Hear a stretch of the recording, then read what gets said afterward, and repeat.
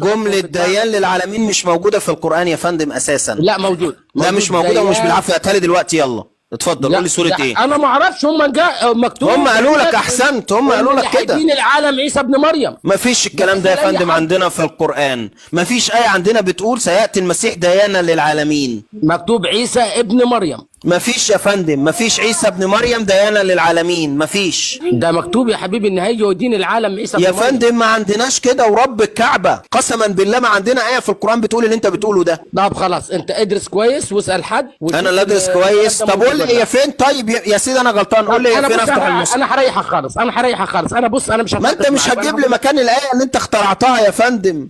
ماشي. انا ما يا حبيبي انا دي انا اعرفها من الناس اللي بيقعدوا معايا اصحابي. ما هي مشكلة في مدارس الأحد ضحكوا عليك يا فندم. لا ده الآية مش موجودة يا فندم. ما بيضحكوش عليا على فكره في مدارس الاحد. لا بيضحكوا عليك، قالوا لك ان المسيح هياتي ديان للعالمين وهو مش ديان ولا حاجه. طب اسمعني بس. انا طب هو لو جبتها دلوقتي المسيح. احنا هنعبر دلوقتي لو جبتها. يلا يلا يا فندم. يا عم انت لا تعبر ولا ما تعبرش، انا دي مش مشكلتي. لا لا لا انت. لا خلاص يبقى انت كذاب وبتكذب على القرآن الكريم. لا انا ما انت انسان بكذبش. كذاب.